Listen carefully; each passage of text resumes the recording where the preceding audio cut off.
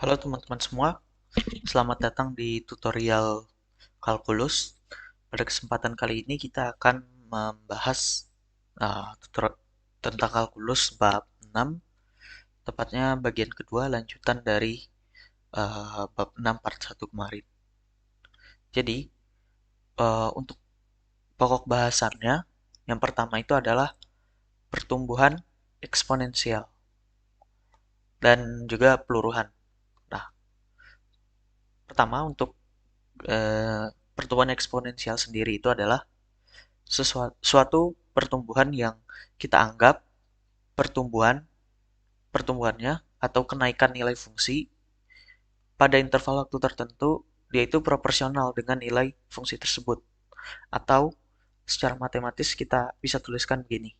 Delta Y atau pertumbuhan itu akan sebanding dengan suatu konstanta berbanding lurus dengan nilai fungsi dikalikan dengan interval waktu tertentu. Jadi, kalau kita olah lagi rumusnya menjadi seperti ini. Delta Y per delta T sama dengan K kali Y. Pertumbuhan uh, fungsi pada waktu tertentu terhadap waktu itu selaras dengan suatu konstanta dikalikan nilai fungsi itu pada waktu tertentu. Nah, kalau kita tuliskan dalam bentuk limit, yaitu dy dan dt-nya kita dekatkan dengan 0, maka rumus umumnya menjadi begini. dy per dt sama dengan ky. Nah, misal kita memiliki fungsi fx sama dengan y yang memenuhi pertumbuhan secara eksponensial, berarti dia memenuhi rumus umum ini. Maka dari itu, kita bisa pertama kita tulis dulu, diketahuinya kan y sama dengan y0 pada t sama dengan 0. Maka yang pastinya dy dt sama dengan k kali y. Ini karena dia udah memenuhi pertumbuhan eksponensial. Nah, untuk penyelesaiannya berarti yang satu variabel kita letakkan di um, ruas yang sama. dy kali seper y sama dengan k kali dt. Kita integralkan kedua ruas. Seper y diintegralkan jadi, jangan lupa, jadi y, ln y maksudnya, k dt, karena k itu konstanta, diintegralkan terhadap t, maka kita hanya perlu menambahkan variabel di depan k-nya. Nah, jangan lupa plus c-nya ya. Nah, ini kan masih dalam bentuk persamaan linear terhadap logaritma natural. Kita harus hilangkan dulu logaritma naturalnya, yaitu dengan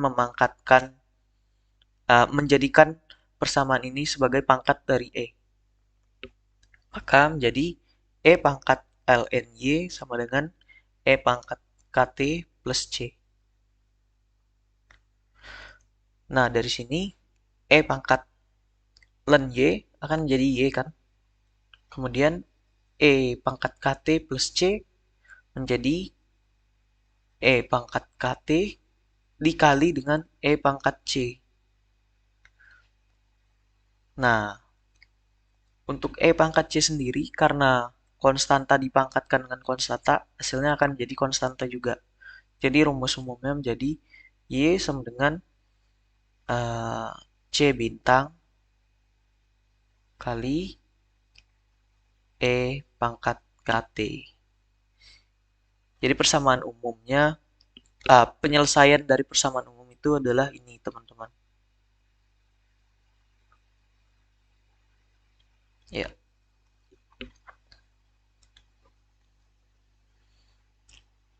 Kemudian selanjutnya kita coba masukkan yang diketahui biar kita dapat persamaan umumnya.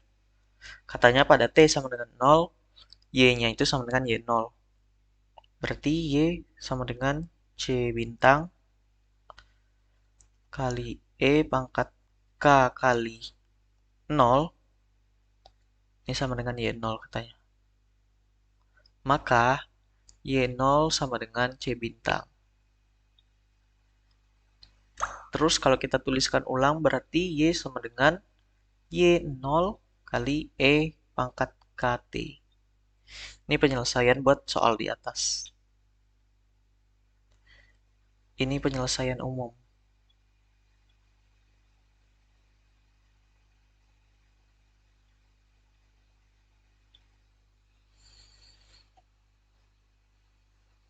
Oke, selanjutnya kita akan langsung coba ke contoh soal.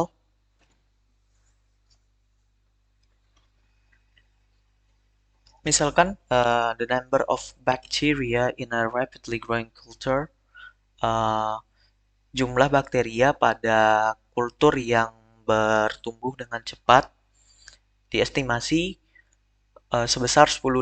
Ada 10.000 jumlahnya pada noon atau jam 12 siang. Dan 40.000 setelah 2 jam. Kita disuruh memprediksi berapa banyak bakteria yang ada pada jam 5 sore. Dari sini, misal kita anggap waktu jam 12 itu adalah T0. T sama dengan 0. Pada T sama dengan 0, jumlahnya adalah 10.000. Terus pada T 2 jam, T sama dengan 2, Y sama dengan 40.000. Nah, dari sini kita bisa langsung mengetahui uh, persamaan dari pertumbuhan bakteria ini dengan memakai rumus penyelesaian umum yang tadi sudah kita cari. Berarti Y sama dengan C bintang dikalikan dengan E pangkat KT kan. Kemudian masukin nih yang data pertama. 10.000 sama dengan C bintang kalikan E pangkat 0. C bintangnya berarti sama dengan 10.000. Dari situ kita bisa dapat persamaannya, yaitu 10.000 kali E pangkat KT. Nah, dari sini sebenarnya kita udah, belum. Sebenarnya kita belum bisa menyelesaikan soalnya karena yang ditanyakan pada jam 5. Tapi kalau kita langsung masukin K-nya belum ada. Maka dari itu kita cari K dulu dengan memasukkan data kedua, yaitu 40.000 sama dengan 10.000 kali E pangkat K kali 2. Karena pada 2 jam dia jumlahnya 40.000. Dari situ kita dapatkan E pangkat 2K sama dengan 4. Kita hilangkan E-nya dengan cara menjadikan ini sebagai pangkat dari kita ln kan kalau kita ingin menghilangkan E. Kalau kita ingin menghilangkan ln, kita jadikan itu sebagai pangkat dari E. Maka dari itu kita ln kan 2K sama dengan ln 4. Atau 2K sama dengan 2 ln 2. K-nya sama dengan ln 2. Dari situ berarti kita dapat rumus persamaan umumnya. Y C bintangnya 10.000 kali E pangkat K-nya ln 2 kali T. Lihat ini E pangkat ln 2 itu bisa jadi Y sama dengan 10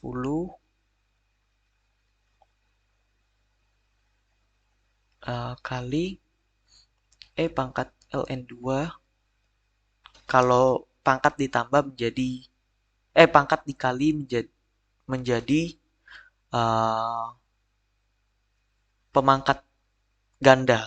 Nah ya tuh pangkat T. Berarti Y sama dengan, ini jadi 2 ya, sama dengan 2. Kan ln dan E-nya hilang. Maka menjadi 20.000 dikali 10.000. Ini nggak bisa keluar. 10.000 kali 2 pangkat T. Nah, dari sini kita udah punya persamaannya. Kita tinggal masukkan T-nya sama dengan 5. Y5 berarti sama dengan 10.000 kali 2 pangkat 5. Maka pada jam 5, jumlah bakterinya adalah 320. Gitu, teman-teman. Oke, selanjutnya kita akan lanjut ke bab berikutnya, yaitu hukum pendinginan Newton. Subbab maksudnya, subbab berikutnya pendinginan Newton. Nah, hukum pendinginan Newton ini menyatakan bahwa kecepatan dari suatu objek untuk mendingin atau memanas itu nilainya proporsional dengan perbedaan temperatur antar suatu objek dengan medium sekitar. Nih, kecepatan memanas atau mendingin dt per dt, dt besar per dt kecil sama dengan K dikalikan nilai T pada waktu tertentu dikurangi dengan temperatur lingkungan. Oke, kita langsung ke contoh soal. Pertama-tama kita perlu tulis diketahuinya dulu. Sebuah objek dikeluarkan dari oven pada temperatur 350 derajat Fahrenheit. Terus dibiarkan pada suhu ruangan sebesar 70 Fahrenheit. Jika temperaturnya turun menjadi 250 Fahrenheit dalam 1 jam, berapa besar temperatur 3 jam setelah dikeluarkan dari oven? Nah, ini cukup mudah, teman-teman. Pertama tuliskan dulu diketahuinya T0, T pada saat baru dikeluarkan dari oven yaitu 350 derajat Fahrenheit. Terus T1 itu sama dengan 250 derajat Fahrenheit. T setelah 1 jam. Kemudian T ruangannya adalah 70 derajat Fahrenheit. Kemudian dia kan sudah pasti memenuhi hukum pendinginan Newton. Maka langsung kita tuliskan aja persamaannya. dt per dt sama dengan T dikurang temperatur ruangannya 70 derajat Fahrenheit. Ini derajat Fahrenheitnya nggak usah aku tulis dulu ya. Takut lama ntar nulisnya. Jadi dt seperti biasa yang sama variabelnya kita jadikan di satu ruas. Min 70 sama dengan, ini ada K-nya maaf, K dt. Integralkan kedua ruas menjadi ln T min 70 sama dengan KT plus C. Hilangkan ln-nya dengan cara menjadikan ini sebagai pangkat dari E. T min 70 sama dengan E pangkat KT plus C. T min 70 sama dengan C bintang kali E pangkat KT. Maka persamaan T-nya sama dengan C bintang dikalikan E pangkat KT plus 70. Dari sini kita masukin T0 sama dengan 350 derajat. Maka T sama dengan C bintang kali E pangkat K kali 0. Karena pada pada waktu 0 nilainya 350. Oh ya, ini langsung aja dimasukin di T-nya. 350 plus 70. Maka C bintangnya menjadi 350 kurang 70, yaitu 280. Sekarang C bintang sudah diketahui, K yang belum diketahui. Tadi kan kita dapat berarti T sama dengan 280 kalikan E pangkat KT plus 70. Kita pakai data yang kedua, yaitu pada saat T sama dengan 1, temperaturnya adalah 250 derajat Fahrenheit. Kali E pangkat K plus 70. 180 sama dengan 280 E pangkat K. 180 per 280 sama dengan E pangkat K.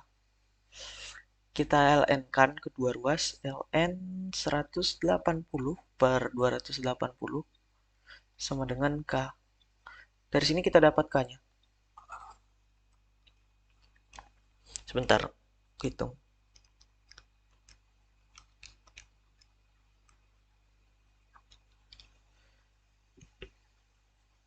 K-nya menjadi minus 0,441.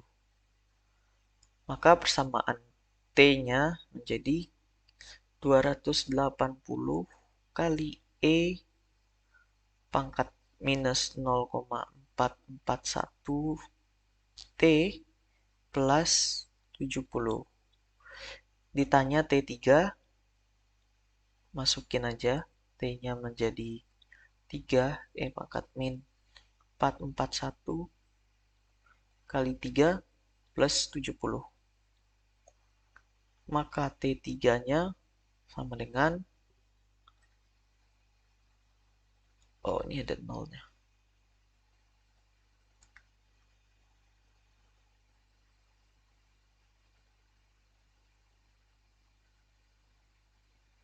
Ya,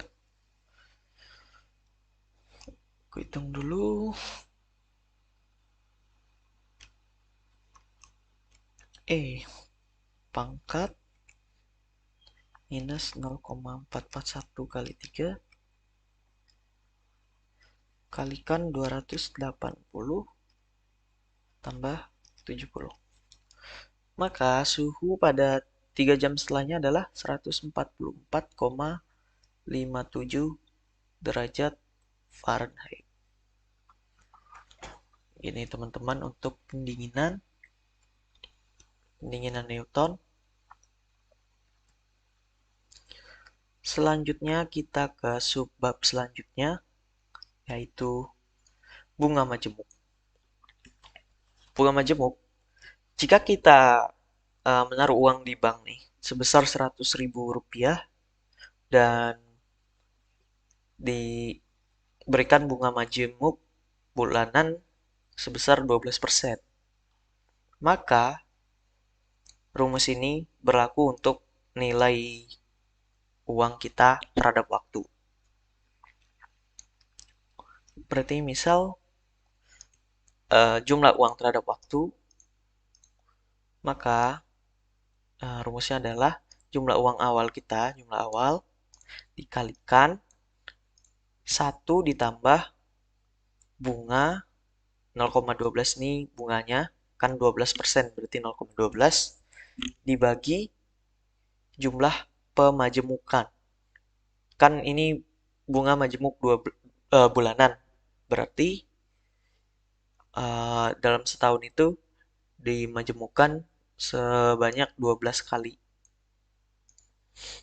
Nanti ini juga dipangkatin dengan jumlah pemajemukan dikali waktu.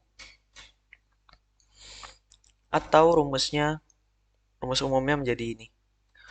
Jumlah awal tambah 1 kali 1 tambah bunganya berapa bagi jumlah pemajemukan dipangkatkan dengan jumlah pemajemukan kali T. Langsung ke contoh soal.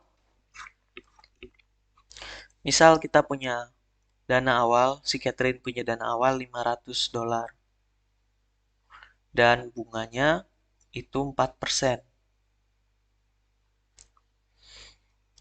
Dan di compounded daily, dimajemukan harian. Berarti dalam setahun dimajemukan sebanyak 365 kali.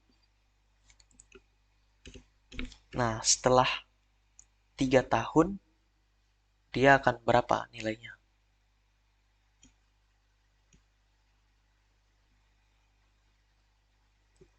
Kita coba lihat lagi rumus ini T sama dengan 3 berarti ya. Maksudnya pada T sama dengan 3, A3 sama dengan berapa? Oke, berarti AT kan sama dengan jumlah awal 500 kalikan 1 tambah bunganya 0,04 ya, 4% bagi jumlah pemajemukan sebanyak 365 kali karena harian kalikan 365 kali 3. Nah, ini nanti nilainya sekian. Aku nggak usah hitung ya, karena akan lama-lamain. Nah, selanjutnya ini tuh berkaitan dengan nilai E sebenarnya teman-teman. Jadi misalkan kita gunakan rumus uang Catherine ini. Nilainya dia sama misalnya 500 kali 1 tambah bunganya masih sama misalnya 0,04%. Tapi kita memajumukannya dengan jumlah tak hingga. Jadi dia setiap saat dimajemukan bunganya. Berarti mendekati tak hingga, pangkatkan jumlah pemajemukan tak hingga kali 3. Nah, ini kan jadi 500 dikalikan, misalnya ini nilai H, ini juga nilai H. Berarti 1 plus, ini maksudnya seper H ya. H kali, pangkat seper H. Kalau kita ingin mendapatkan definisi yang di atas, berarti kita harus melimitkan kali limit H mendekati 0 dari 1 plus H per seper H. Lihat, kalau H mendekati 0, ini masih memenuhi. Ini kan 0,4, 0,04 dibagi tak hingga benar sama dengan 0. Terus kalau tak hingga dikali 3 yang seper H itu sama dengan tak hingga. Udah benar definisi ini.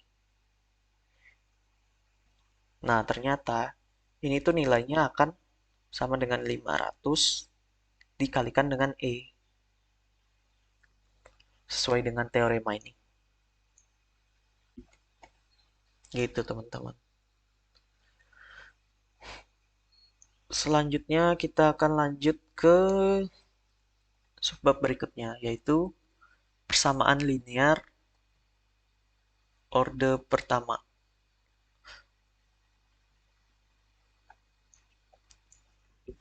Persamaan diferensial linear orde pertama. Yang disebut persamaan linear diferensial orde pertama itu yang seperti ini teman-teman. Jadi kalau soal yang sebelumnya kan kita masih punya persamaan linear yang sederhana gitu ya teman-teman. D per dt cuma K kali Y. Nah kalau sekarang ini persamaan diferensialnya ada kaitan dengan fungsi terhadap X juga.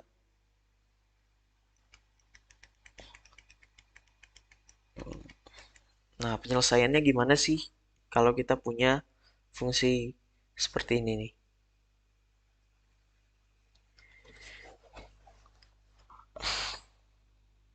Misalkan dy per dx tambah p fungsi dari x dikalikan y sama dengan qx. Pertama, kita harus mengalihkannya dengan faktor integrasi. Nah, apa itu faktor integrasi? Faktor integrasi adalah ini. E dipangkatkan dengan fungsi terhadap x yang ada di variabel y, px ini. Itu diintegralkan, kemudian nanti itu menjadi pangkat dari e. Setelah itu, persamaannya akan menjadi begini kan. Ini dikalikan semua. Ini dikalikan ke persamaan ini. Akan menjadi seperti ini. Seperti yang ini.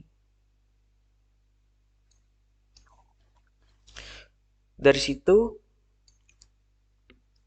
kita dapatkan bahwa dua persamaan yang di sebelah kiri ini, itu ternyata adalah turunan dari y dikalikan e integral dari px dx aja. Ini tinggal pakai aturan rantai.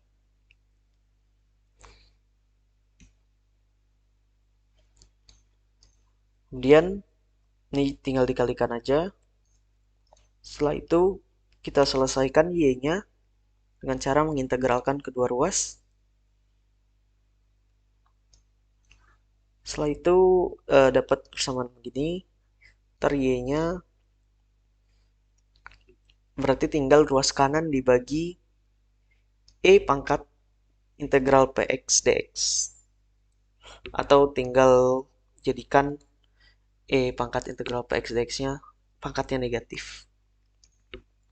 Oke, cukup penjelasannya. Langsung aja kita turun ke pembahasannya. Pertama kita tahu dy per dx sama dengan 2 per x kali y. Ini tambah ya.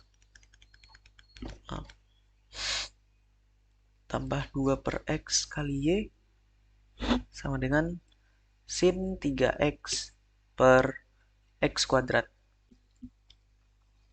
Langsung aja kita cari faktor integrasinya dengan cara menjadikan variabel pada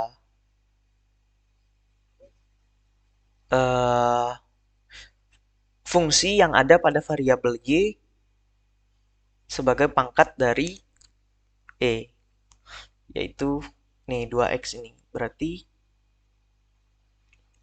e pangkat integral dari 2 per x dx itu faktor integrasinya.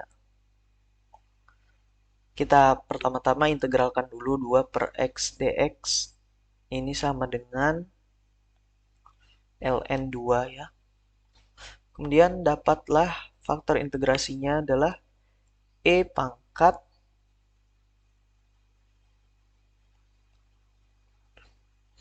ini maksudnya 2 kali ln x. 2 kali ln x kali 2 ln x. Dari situ kita dapat faktor integrasinya adalah e pangkat ln x kuadrat sifat logaritma. Dapatlah faktor integrasinya adalah x kuadrat. Nah, langkah selanjutnya kita mengalihkan semuanya dengan faktor integrasi. Berarti dy per dx kalikan x kuadrat tambah 2xy sama dengan sin 3x. Nah, bisa dilihat teman-teman kalau sebenarnya yang ini hanyalah turunan dari x kuadrat kali Y. Turunkan terhadap X. Sin 3X. Kenapa bisa begini? Karena kalau kita turunkan coba X kuadrat kali Y, kita turunkan ya. Kita buktikan. Pertama kan berarti ini D U kali V D dt misal ya dx saja. Ini kan berarti sama dengan turunan U dikali V tambah turunan V kalikan U. Turunkan dulu X kuadrat terhadap X berarti 2X. Y diturunkan terhadap X dy per dx berarti. Berarti turunan ini adalah 2xy tambah dy per dx kali x kuadrat. Udah sama bentuknya dengan ini. Oke.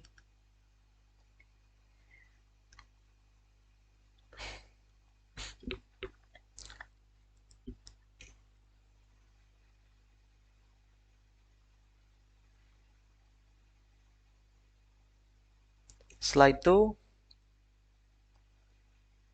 berarti kita bisa langsung integralkan. D x kuadrat y sama dengan sin 3x dx. Integralkan kedua ruas menjadi x kuadrat y sama dengan integral sin 3x dx. Kita coba integralkan sin 3x dulu. Misal U sama dengan 3x, du per dx-nya sama dengan 3. Berarti dx sama dengan du per 3. Maka ini menjadi integral dari sin U kali du per 3. Dari sini dapat nilainya sin diintegralkan min cos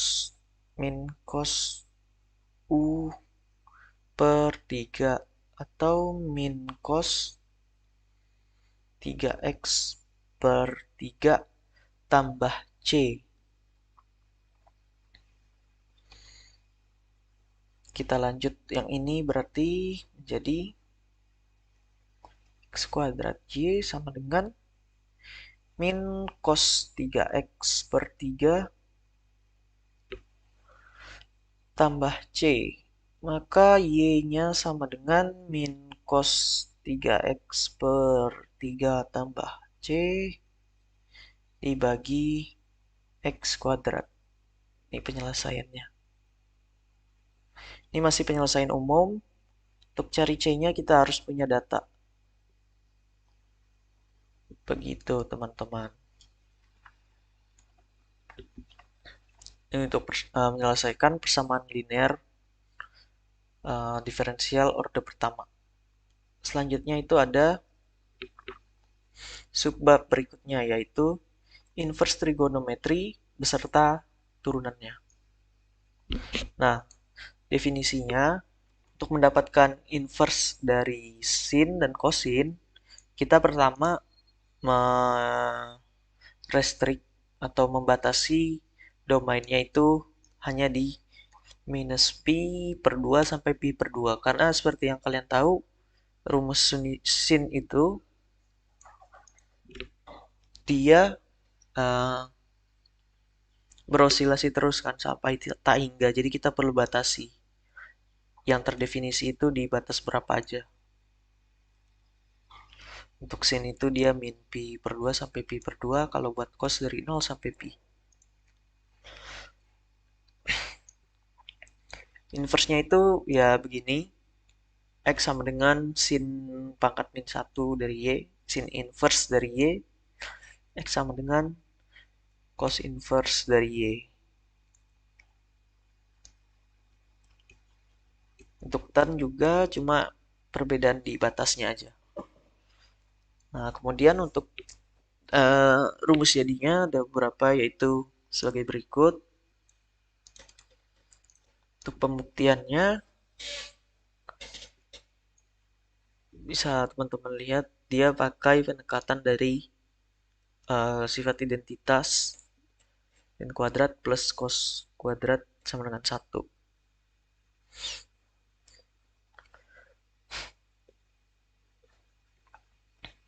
Nah, kan ini dia mencoba membuktikan rumus yang paling atas ini. Kita dapatkan kan sin itu ternyata rumusnya begini. Sekarang tetanya itu diganti jadi cos inverse x. Terus itu kita masukkan cos inverse x-nya di theta. Nah, kalau cos inverse x ini tuh nilainya akan jadi x aja, teman-teman.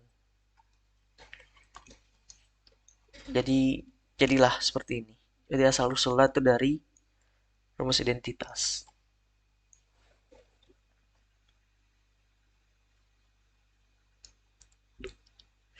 Nah, kalau untuk turunannya rumusnya adalah sebagai berikut. Oke, sekian untuk pembahasan bab 6 bagian kedua. Kalau masih ada yang dibingungin atau terlalu cepat penjelasannya, bisa hubungi aku langsung atau tanya di grup. Untuk bahan materi nanti akan di-share, kalian bisa lihat-lihat lagi. Dan untuk tambahan juga, kalau kalian ingin lebih mendalam pembahasannya, kalian bisa cek buku Purcell, karena aku sumbernya dari situ. Itu aja dari aku, mohon maaf bila ada salah-salah. Selamat belajar, terima kasih.